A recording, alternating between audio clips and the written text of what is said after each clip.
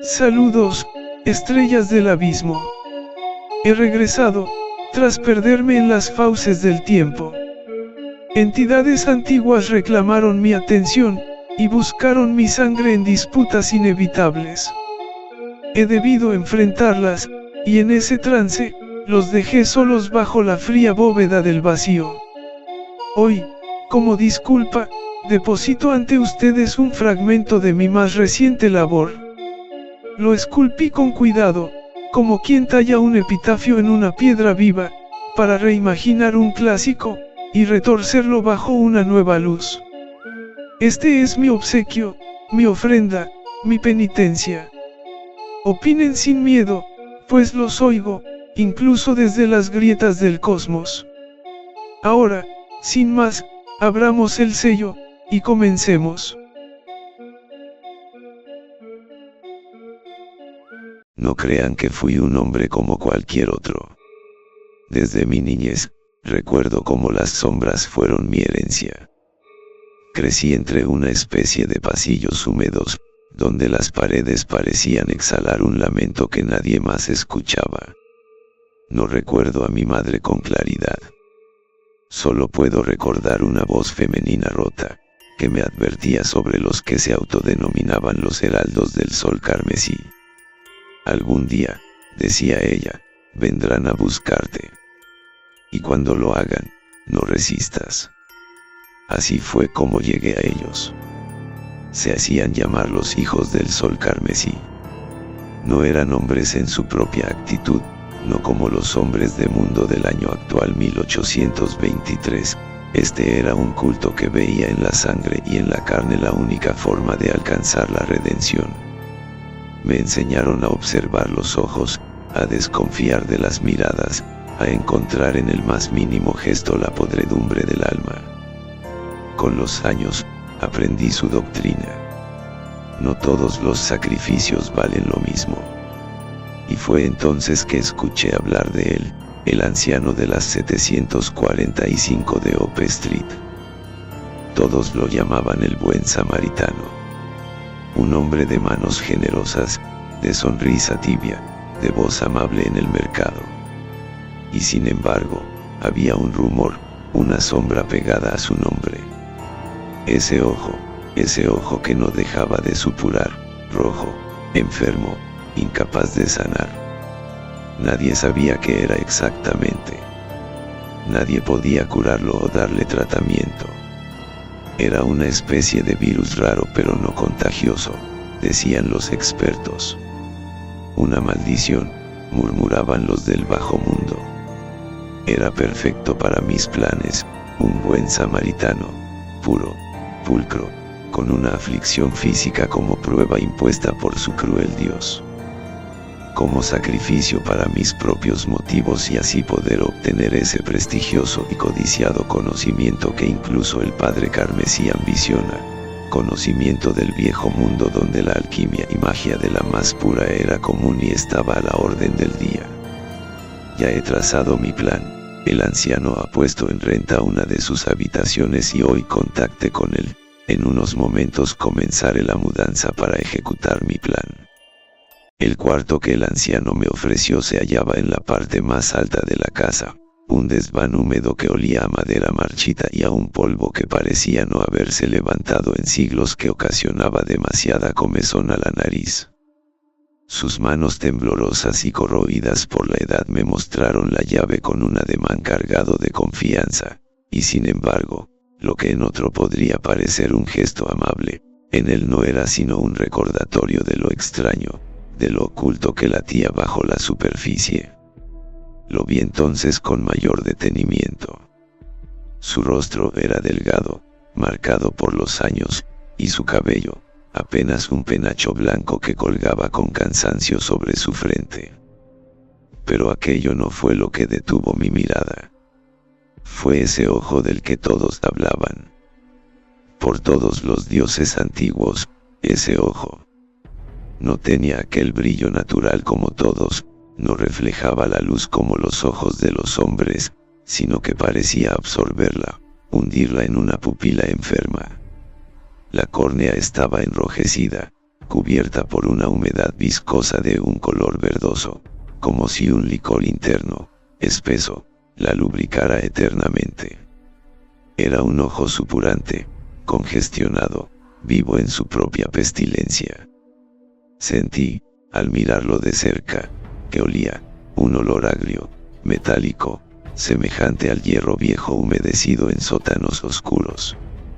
Él habló, con voz cordial, como si nada ocurriera, como si este fuera de la realeza. El cuarto es pequeño, pero limpio.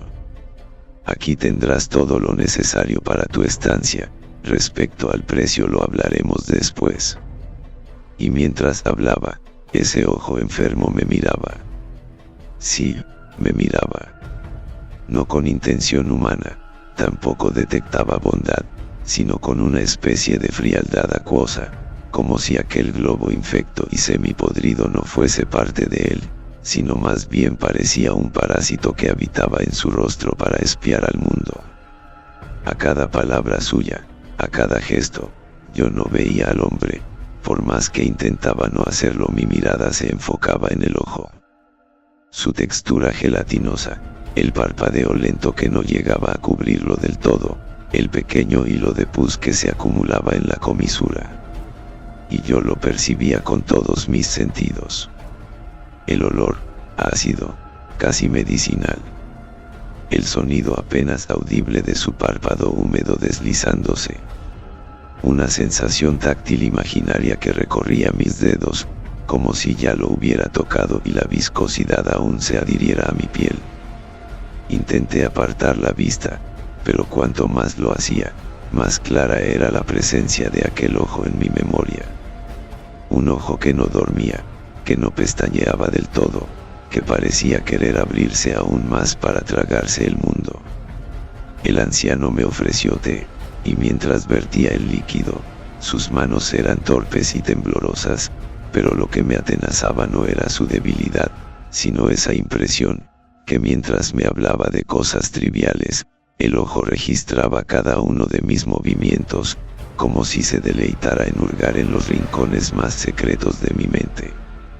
Me descubrí apretando los dientes, respirando con dificultad. En mi pecho, un desasosiego iba tomando forma, apenas perceptible, pero real. Y lo comprendí entonces, no era el anciano lo que había de inquietarme. Era el ojo, solo ese maldito ojo. No me tiembla la mano ni la voz al decirlo. Esta noche será su final sin más retrasos. Ya lo tengo todo dispuesto, todo cuidadosamente dispuesto. Nadie podría acusarme de improvisar, o de actuar por impulso. Lo he planeado con la paciencia de un monje y la precisión de un verdugo y la deducción de un matemático. ¿Acaso no lo escuchas tú también, como yo lo he escuchado? Ese rumor que no proviene de la calle, ni del viento, ni de los relojes de la casa, sino de más profundo, más allá del oído humano. Es la señal, la vibración imperceptible que los hijos del sol carmesí me susurraron en sueños. Ellos dijeron que la carne que porta una corrupción sagrada debe ser entregada en el día señalado, cuando el reloj toque la hora en que el mundo duerme y solo los insomnes y los malditos vigilan. Y ese día, es hoy. Ese anciano, al que todos llaman el buen samaritano, no es más que un receptáculo imperfecto, una vasija incompleta que debe ser rota. Oh, por los dioses, cómo odio ese ojo suyo. Ese ojo maldito. El resto de su rostro podría engañar a cualquiera con su bondad, con sus frases dulces, con esa risa tenue de quien siempre ayuda al prójimo. Pero yo sé la verdad. Yo la veo. Yo la huelo. Ese ojo, podrido, su membrana blanquecina late en silencio, húmeda y viva. Su borde supura un líquido espeso, casi dulce, que impregna la sala cuando él parpadea. Y aunque él dice que no duele, que es solo una infección sin cura, yo sé que es otra cosa. Lo siento en el aire, un hedor tenue, como cobre húmedo mezclado con madera enmohecida. Lo siento en mis manos cuando lo ayudo a sentarse, la textura áspera de su piel alrededor de esa cuenca enferma, rugosa como papel podrido. Lo siento en mis noches, cuando cierro los ojos y en la penumbra lo veo parpadear en mí. Ese ojo me espía. Ese ojo respira. Ese ojo me conoce. No puedo permitirlo más. He trazado los símbolos, como mandan los hijos del sol carmesí. Con ceniza y sangre, sobre el suelo de madera de mi habitación. He dispuesto los objetos, la lámpara de aceite, la daga con filo irregular, el espejo cubierto con un paño rojo. He marcado la fecha, esta fecha, en la que las estrellas dibujan el triángulo invertido sobre el firmamento. El anciano no sospecha nada. Hoy lo vi dar pan a un mendigo en la calle, lo vi acariciar la cabeza de un niño como si fuera un santo. Un santo. Y sin embargo, ese ojo, esa abominación que lleva en su rostro, me gritaba que lo devorara, que lo silenciara, que lo convirtiera en ofrenda. En esta noche es necesario que él perezca, no hay duda alguna, sin embargo lo haré con calma. Con la suavidad de un amante. Con la devoción de un sacerdote. Cada movimiento está escrito y premeditado, cada gesto será perfecto. Nadie sospechará, nadie lo entenderá, salvo yo, y los que me susurran desde la penumbra y mis hermanos con los que crecí en ese culto. Cuando el filo atraviese su carne de cordero bien portado y el ojo al fin deje de mirarme para darme un suspiro y descanso. En ese momento sé que el silencio será absoluto. Y en ese silencio, él vendrá a acudir a mi llamado. La noche fue escogida con precisión. La luna en su punto justo, el calendario del culto marcando el instante exacto en el que las estrellas se alineaban con la grieta invisible que separa nuestro mundo de aquello que mora más allá. Preparé las herramientas, una lámpara cubierta para que la luz no delatara mi presencia, el cuchillo consagrado, y las marcas trazadas en el suelo con mi propia sangre, como dictaba el grimorio de los hijos del sol carmesí. Entré en su cuarto sin hacer ruido. Mis pasos eran tan ligeros como el respirar de un gato. La lámpara cubría su resplandor con un velo, apenas lo suficiente para que pudiera ver la silueta inmóvil del anciano sobre la cama. Y allí estaba otra vez, su ojo. Abierto, vigilante, con ese brillo húmedo que no era de fiebre ni de dolor, sino de algo peor, una corrupción incurable que ningún médico podría tratar. El corazón me golpeaba en el pecho con una violencia que hubiera podido delatarme. Pero lo que retumbaba con más fuerza era el murmullo invisible del culto, esa promesa de que el sacrificio abriría la puerta. Avancé. Mis manos no temblaban. ¿Cómo habrían de temblar, si mi causa era justa? El cuchillo subió. El ojo parpadeó apenas, como si adivinara lo que vendría. Basta. Grité en un susurro ahogado. No juzgarás más. La hoja descendió, primero con la precisión de la cirugía, luego con la violencia del odio acumulado. El cuerpo del anciano se arqueó, sus labios exhalaron un último suspiro que parecía reírse de mí, y entonces la habitación entera se llenó de un silencio absoluto mientras le arrancaba el corazón después de la puñalada. Un silencio que no era paz, sino expectativa. Por unos momentos solo escuchaba el cantar de los grillos en esta noche más oscura que cualquier otra. El aire se espesó en cuanto la sangre tocó los símbolos que yo mismo tracé con semanas de paciencia, ocultos en cada grieta, en cada rincón de esta casa que ya no era considerada casa, sino altar. El corazón del anciano aún palpitaba entre mis manos, y cada latido retumbaba en mis oídos como un tambor ceremonial. Yo sabía lo que hacía. Cada corte, cada palabra susurrada, cada vela dispuesta en su lugar, era parte de un plan antiguo, de un pacto escrito mucho antes de mi nacimiento. Los jeroglíficos zotiquianos comenzaron a brillar con un resplandor enfermizo, como si alguien hubiera encendido brasas bajo la misma realidad. Y a pesar de todo no temblé. Estuve esperando este instante desde el momento que entré a la casa de este anciano. Y cuando finalmente el último suspiro escapó de sus labios, lo vi. La habitación se quebró como un espejo, y de la grieta surgió Serraot. Imposible de describir, y sin embargo, más real que cualquier cuerpo humano. Mi invocación funcionó. Estaba frente a frente con aquel semidios que ronda por la línea del tiempo. Logré arrancarlo de su labor como vigilante. El sacrificio no fue asesinato, fue llave, fue apertura. Yo abrí la entrada para que Serraot caminara entre nosotros. Y en ese instante entendí que el verdadero crimen no era mío, sino de aquel supuesto buen samaritano. Pues lo que vi a través de los miles de tumorosos ojos de Serraot no fueron las bondades de un hombre bueno, sino cada atrocidad que cometió disfrazado de inocencia. Cada acto perverso, cada dolor sembrado, cada máscara de bondad que ocultaba un infierno personal. Los demonios, descubrí, rara vez se visten con fuego. Prefieren vestirse de ángeles. La medianoche se quebró en un murmullo de jadeos y crujidos cuando el aire de la habitación se volvió pesado, tan espeso como una sopa pestilente de humedad y óxido.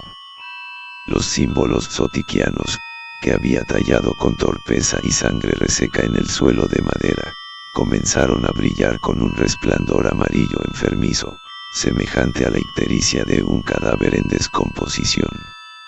El sacrificio había sido consumado, y la verdad aguardaba. Entonces lo vi.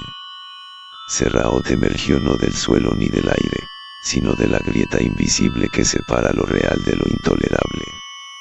Su forma era un enorme tumor cancerígeno, palpitante, amarillento, como una carne que jamás debió crecer.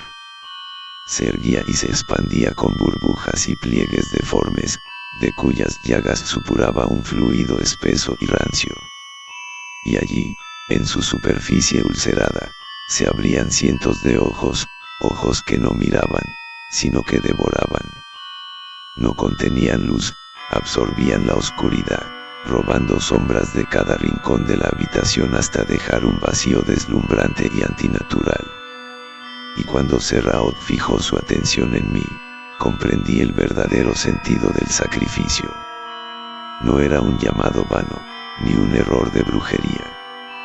Yo había abierto un portal, y la criatura, agradecida o indiferente, me concedió un don macabro, vivir lo vivido por aquel buen samaritano. Sentí en mi propia piel la agonía de los niños arrancados de su inocencia, oí sus gritos apagados contra paredes húmedas, sentí el hierro candente hundiéndose en carne tierna, los huesos quebrándose bajo un martillo que no era mío, pero que ahora sostenía. En cada acto atroz que el anciano había cometido, yo era la víctima. Yo era todos ellos, a la vez. Infantes mutilados, gargantas cortadas, cuerpos desollados. Cada muerte me poseyó como un eco interminable. El dolor no tenía fin, porque no era mío solamente, era de todos ellos, resonando en mi mente como una orquesta de lamentos. El tumor reía, aunque no tenía boca. Reía con sus ojos, que vibraban al compás del sufrimiento que me ofrecía como banquete. Serraot no traía conocimiento, ni gloria, ni poder. traía experiencia, la memoria de la corrupción humana. Y me la incrustó en el alma con precisión quirúrgica. No sé cuánto duró. Puede que minutos o eternidades.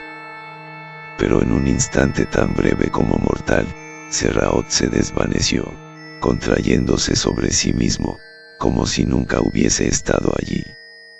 Solo quedaron su hedor de pus rancio y mi mente quebrada. Me encontré jadeando, empapado en sudor frío, con el cuerpo del anciano aún caliente bajo las tablas recién clavadas en el salón principal. Había ocultado todo con la precisión de un hombre que aún cree poseer control. Pero sabía que mi cordura pendía de un hilo ya deshilachado. Y fue entonces cuando lo vi. El ojo. El mismo ojo enfermo que me había perseguido día tras día, no como carne sino como corrupción viva, reptaba ahora por la casa. Caminaba como una tarántula hinchada, arrastrándose por las paredes, dejando un rastro de pus amarillento y sangre diluida. Lo olías antes de verlo, pues su hedor era insoportable, como una mezcla de cadáver reventado y cloaca hervida. Se deslizaba, buscaba, palpaba. Y yo comprendí, con terror absoluto, lo que quería. Aquel ojo buscaba el corazón. El corazón que yo mismo había enterrado bajo las tablas del salón. El tic-tac de ese corazón seguía latiendo, como un reloj sin dueño, como un tambor en medio del silencio. El ojo lo olía, lo seguía, lo ansiaba. Yo solo podía observar. Porque había invocado a algo que no podía controlar. Lo pude escuchar. Primero fue una especie de crujido, como madera podrida quebrándose bajo el peso de un cadáver. Luego lo vi, ese ojo corrupto, arañando las tablas con patas carnosas y deformes similares a la de una tarántula, levantando las tablas como si fueran meros pliegues de papel. La podredumbre exudaba de sus pasos, un hedor químico, nauseabundo, como si arrastrara consigo todos los cadáveres que han existido durante la historia de la humanidad. El ojo chilló. No fue un grito humano, ni animal, sino un alarido gutural, agudo, cargado de gozo y perversión, como si celebrara un triunfo largamente esperado. Saltó sobre el corazón enterrado en la sala, y lo penetró con un movimiento único usando sus 8 patas. Ver esa acción me pareció demasiado obsceno. El corazón volvió a latir. No, mejor dicho, a palpitar. Cada pulsación era un tambor, una marcha de guerra dentro de mis sienes, un recordatorio de que yo no era el asesino, sino un pobre diablo más sin suerte. El ojo se volvió hacia mí, con esa misma mirada juzgadora pero llena de gozo y placer. Yo, desesperado, con manos temblorosas, volví a clavar las tablas, enterrando de nuevo aquello que jamás debió existir. Y mientras el sudor me cegaba, escuché los pasos. La policía. 3 hombres. Sus botas resonaron como si sellaran mi sentencia. El corazón latía más fuerte. Más fuerte. Lo oía con claridad insoportable, como si me palpitara en los oídos, en los huesos, en la médula. Pero ellos no lo escuchaban. Me sonreían, hablaban, hacían preguntas, y yo solo podía pensar en aquel ojo, latiendo, respirando bajo mis pies. Ahí, grité señalando el suelo, mis dedos clavándose en el aire como garras. Ahí, bajo las tablas. Los 3 hombres primero se miraron entre ellos perplejos, después obedecieron. Rompieron la madera, y entonces lo vieron. El espectáculo no fue humano. El ojo se encarnaba más y más en el corazón, que palpitaba como una masa viva, informe, sonriente. Una boca se abrió entre carne y pus, revelando hileras infinitas de dientes, y juro que sonrió. Y sin previo aviso explotó. no hacia afuera, sino hacia adentro. Una implosión de luz negra y sangre hirviente. Los tres cayeron de rodillas, riendo. Riendo con muchas fuerzas y muy fuerte, eran como niños ebrios mientras sus gargantas se desgarraban. Lloraban sangre, se arrancaban las uñas, sus ojos se apagaban en la oscuridad. Yo reí con ellos. Reí porque no había nada más. Reí porque la locura es el único himno verdadero. Cuando todo terminó, ya no había policías. No había cuerpos, caza o crimen. Solo ecos. Sé que aún vagan, ciegos, arrastrándose en alguna ciudad que no pertenece a este mundo. Una urbe sin luna, sin lámparas, sin humanos. Allí siguen, riendo todavía, mientras las calles se llenan de su risa rota y su sangre interminable. Aquí también puedo escucharlos, criaturas, no sé qué sean, pero los escucho deambular y hacer ruido, y algunas veces escucho las risas de algunos niños, pero sé muy en el fondo que no son niños realmente. Y yo sigo aquí, oculto de todos en un callejón, oyendo el latir, lo último que escuche de mi mundo, aún sobreviviendo con el único instinto de supervivencia que me quedó de mi cordura. En esta maldita ciudad sin luz.